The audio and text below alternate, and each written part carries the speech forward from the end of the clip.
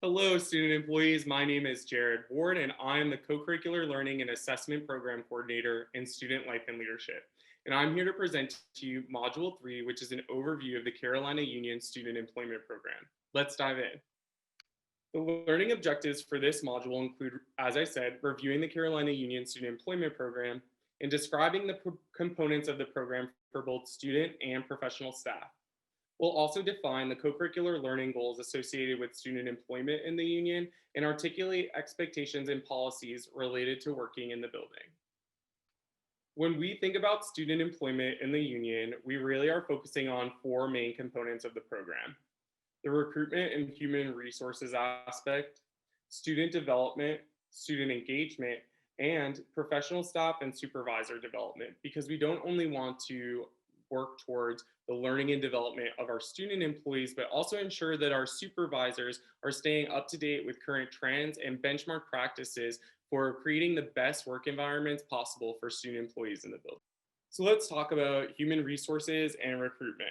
It gets a little bit confusing. So first, let me clarify that CUHR is Lynn, Farrar, and the business and finance team. So CUHR is probably where you had your onboarding appointment and came to prior to watching these videos.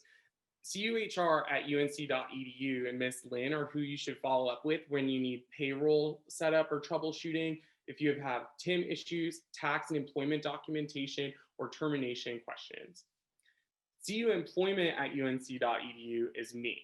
So you'll get emails from that address and my team regarding recruitment, training, community building, and recognition and appreciation events, as well as professional development opportunities and requirements for employment in the building. The student employment life cycle really kind of has 6 stages, and the first includes that attracting and recruiting phase.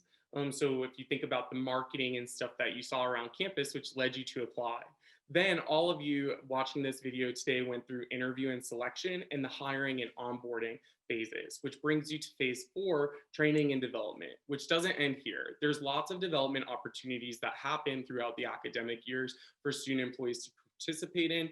And then we also have engagement and retention events. So we're really trying to build a community and invest in our student staff. Making this a priority is important for us because then we hope to retain you as an employee throughout your career at Carolina, which then leads to you all graduating and us terminating you.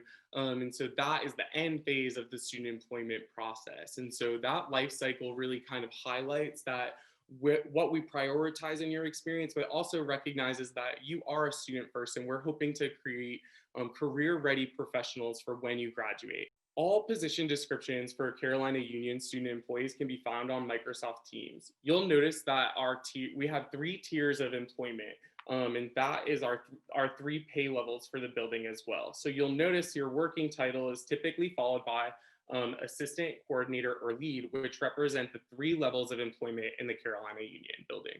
Let's talk about student development. So competency development is a critical aspect of what we're focusing on when we think about how we want to develop our student employees. Competencies defined for each role were mapped to both Carolina Excellence and the National Association of Career Employers, or also known as NACE. These were created by a national association and experts across multiple campuses nationwide, whereas Carolina Excellence was created in-house by UNC professionals who are experts in their fields. Our paraprofessional development is our training programs, both mandatory and optional, that provide professional development for student employees. We also engage in evaluation processes, which I'll talk about later, that help to contribute and measure your development as a student employee over time. Our student leads also have an additional opportunity or kind of aspect of development in that they have elevated autonomy and supervise peers, as well as engage in professional development by both participating in and conducting evaluation processes in the building. Let's talk more specifically about competency development. So all positions in the Carolina Union are mapped to 2 main competencies. The first is critical thinking, which is defined by exploring complex issues, ideas, and events to form well-reasoned opinions, decisions, or conclusions. The second is communication, defined as applying diverse forms of expression to share ideas and develop understanding effectively across audiences and contexts. Both of those competencies come into play in every single student employee role in the building. Some positions will have a third competency listed and mapped to it, so be sure to check back, like I said, on Microsoft Teams and review your position descriptions as needed. Competency evaluations are again mapped to Carolina Excellence and the NACE Career Readiness competencies and are administered with our performance evaluations twice per year at the end of fall and at the end of spring semester. Student engagement for Carolina Union student employees really boils down to our community building and our community events. So community building for us occurs through your one-on-one interactions, periodic department meetings, daily work, and fall and spring semester activities. This is always a priority for our team, just kind of throughout operations. But then we also do specific community events, which in the past have included rotating department pop-up events, group events or gatherings to attend sporting events, art exhibits, or campus programs like Relay for Life or Dance Marathon, creating Carolina Union sort of teams or joint participation groups. We also like to prioritize recognition and appreciation. So this happens through your individual department and community issues sponsored by CU Employment. So this is integral for us because it's important for us to be able to promote a culture of teamwork and respect within the union. One of the simplest ways you can engage with recognition and appreciation is using our shout out wall through Microsoft Teams. Definitely check that out. Most of you will get a shout out just for completing training. We also do Student Employee Appreciation Week, which is a week-long celebration of student employees at the end of each April. And then the Grammy Awards, which is our typical end of year banquet and award ceremony for student employees in the Carolina Union. With regard to professional staff development, we focus on supervisor development by working with hiring managers and professional staff that supervise student employees to help them undergo periodic training that improves their ability to successfully supervise, advise, manage, and mentor student employees in the Carolina Union. We also host monthly meetings for employers of students, so to do check-ins and just see kind of what's up, what's happening in the areas and how we can support. And those are led by a committee of professionals that includes myself, folks from CUHR, and Alexandra leading us to sort of engage how we are staying up to date with student employment in the building.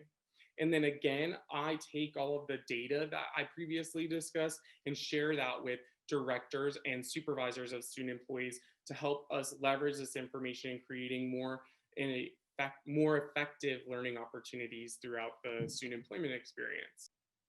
As far as policies and expectations, you're going to want to follow up directly with your supervisors to see what types of expectations and policies exist in your area. But overarching, we do have a TIM and time management expectation as well as a uniform expectation, which I'll cover here. Student employees are required to log their time in TIM. Please consult your supervisors, though, for more information about disciplinary action associated with poor time management, including mismanagement of the TIM system. For our uniform, we all have navy blue Carolina Union polos and have provided you with a name tag. Approved pants include khakis, black jeans, or dress slacks only. Please consult again your supervisors for those of you who may have intensive labor shifts and would like to alter the approved uniform. This concludes our overview of the Carolina Union Student Employment Program. Please remember to test your learning and check in if you ever have questions. Thanks for joining us.